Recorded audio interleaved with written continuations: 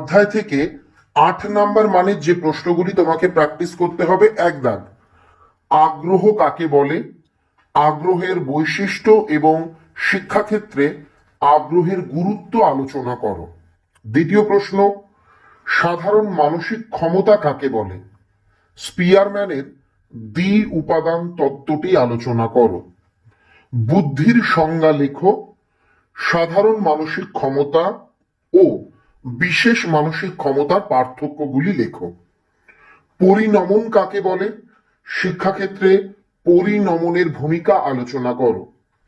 আর 5 দাগ, ক্ষমতা কাকে বলে, থার্স্টনের বহু উপাদান তত্ত্বটি আলোচনা করো বা চিত্রসহ ব্যাখ্যা করো। এখান থেকে দেখো, প্রথম এই যে শিখন অধ্যায়, এখান থেকেই একটু বেশি প্রশ্ন তোমাদের আমাদের স্যারেরা প্র্যাকটিস করতে বলছেন। এই চ্যাপ্টারটা কিন্তু যথেষ্ট আনপ্রেডিক্টেবল, একটা বা দুটো করলে কিন্তু এখান থেকে কমন আসার চান্স কম। পরের অধ্যায়গুলোতে তোমরা একটু কম পড়লেও অসুবিধে নেই। দেখো, এই 5টা হয়ে যাওয়ার পর যারা ভালো রেজাল্ট করতে চাইছো, প্রেষণা আর শিখন এই দুটো একটু পড়ে রাখবে। প্রেষণা কাকে বলে, প্রেষণা চক্রের বর্ণনা দাও, প্রেষণার শিক্ষাগত গুরুত্ব লেখো। আর শিখন কাকে বলে, শিখন ও পরিণমনের মধ্যে সম্পর্ক লেখো, শিখনের বৈশিষ্ট্য লেখো। এটা একটু দেখে রাখবে। চলে যাব শিখন কৌশল অধ্যায়ে। এখান থেকে খুব অল্প কয়েকটা প্রশ্ন তোমাদের জন্য বাছাই করা হয়েছে। প্রথম, শিক্ষাক্ষেত্রে সক্রিয় অনুবর্তনের ভূমিকার মূল্যায়ন করো, সক্রিয় অনুবর্তনের বৈশিষ্ট্যগুলি লেখো। দ্বিতীয়, শিখন কৌশল হিসেবে স্কিনার বক্স কি, সংক্ষেপে স্কিনার বক্সের পরীক্ষাটি বর্ণনা করো। থর্নডাইকের শিখনের মূল সূত্রগুলি লেখো, শিক্ষাক্ষেত্রে যে কোনো মূল সূত্রের গুরুত্ব আলোচনা করো।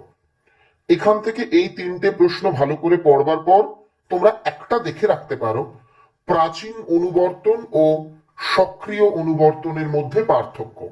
এবার ভারতীয় সংবিধানের শিক্ষা সংক্রান্ত বিধি সমূহ। এখান থেকে পড়বে সমসুযোগ বলতে কি বোঝো, শিক্ষার সমসুযোগ ধারণাটি আলোচনা করো। এখান থেকে জাস্ট একটা প্রশ্ন স্যারেরা পড়তে বলছেন। এবার বিশ্ববিদ্যালয় শিক্ষা কমিশন। স্বাধীন ভারতের প্রথম শিক্ষা কমিশন কোনটি, এই কমিশনের সুপারিশ অনুসারে উচ্চশিক্ষার লক্ষ্যগুলি আলোচনা করো। আর দ্বিতীয়, রাধাকৃষ্ণন কমিশনের গ্রামীণ বিশ্ববিদ্যালয় সংক্রান্ত সুপারিশগুলি সম্পর্কে আলোচনা করো। এবারের অধ্যায় মাধ্যমিক শিক্ষা কমিশন।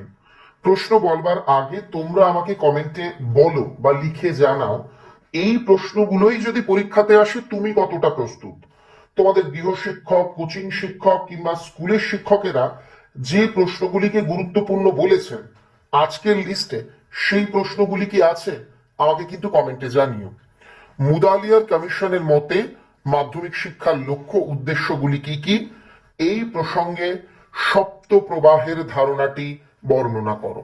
এখান থেকে দেখে রাখবে, মাধ্যমিক শিক্ষা কমিশনের মতে পরীক্ষা ও মূল্যায়ন ব্যবস্থা সম্পর্কে আলোচনা করো। এবার কোঠারি কমিশন, এখান থেকে পড়তে হবে প্রাথমিক শিক্ষা সংক্রান্ত কোঠারি কমিশনের সুপারিশগুলি লেখো বা কোঠারি কমিশনের সুপারিশ অনুসারে প্রাথমিক শিক্ষার পাঠ্যক্রম বিষয়ে আলোচনা করো। এটা পড়বে। চাইলে দেখে রাখতে পারো কোঠারি কমিশনের সুপারিশ অনুযায়ী মাধ্যমিক শিক্ষার উদ্দেশ্য আর লক্ষ্য। এবার চলে যাব জাতীয় শিক্ষানীতি। এখান থেকে তোমরা প্র্যাকটিস করবে 1986 সালের জাতীয় শিক্ষানীতির মূল সুপারিশগুলি লেখো। 1986, এখানে টাইপে মিস্টেক আছে, সালের জাতীয় শিক্ষানীতিতে অপারেশন ব্ল্যাকবোর্ড ও নবোদয় বিদ্যালয় গঠনের ক্ষেত্রে কি কি সুপারিশ করা হয়েছে, এই দুটি পড়বে। এবার আমরা চলে আসব টিকাধর্মী প্রশ্নে। আমরা ABCD 4টি ক্যাটাগরিতে ভাগ করে দিয়েছি। তোমরা প্রত্যেকটা বিভাগ থেকে আশা করা যায় সবকিছু ঠিকঠাক থাকলে একটি প্রশ্ন ন্যূনতম পরীক্ষাতে কমন পাবে। এ বিভাগ থেকে যেগুলো প্র্যাকটিস করবে, অন্ধ শিশুদের শিক্ষা পদ্ধতি সংক্ষেপে বর্ণনা করো, ব্রেইল পদ্ধতি সম্পর্কে সংক্ষেপে লেখো। দৃষ্টিহীন শিশুদের শিক্ষার উদ্দেশ্যগুলি কি কি? এখান থেকে এই তিনটে এ বিভাগ। এবার বি বিভাগ, সর্বশিক্ষা মিশন কি? সর্বশিক্ষা মিশন সফল করতে পশ্চিমবঙ্গ রাজ্য সরকারের গৃহীত দুটি পদক্ষেপের উল্লেখ করো। সর্বজনীন প্রাথমিক শিক্ষার জন্য প্রয়োজনীয় কয়েকটি পদক্ষেপ সম্পর্কে সংক্ষেপে লেখো। এবং তৃতীয়, সর্বশিক্ষা অভিযানের যে কোনো চারটি মূল উদ্দেশ্য লেখো। চলে আসবো সি। এখান থেকে তোমরা পড়বে জ্ঞানার্জনের জন্য শিক্ষা, মানুষ হয়ে ওঠার জন্য শিক্ষা, আর একত্রে বসবাসের জন্য শিক্ষা। আর কি এটা দিয়ে বলবে এই উদ্দেশ্য কার্যকর করতে বিদ্যালয়ের ভূমিকা বা এই উদ্দেশ্য পূরণে বিদ্যালয়ের ভূমিকা, এটা তোমরা একটু দেখে রাখবে। আর লাস্ট ডি, এখান থেকে তোমরা পড়বে শিক্ষায় প্রযুক্তিবিদ্যা কাকে বলে। শিক্ষাক্ষেত্রে প্রযুক্তিবিদ্যার যে কোনো চারটি সুবিধে লেখো।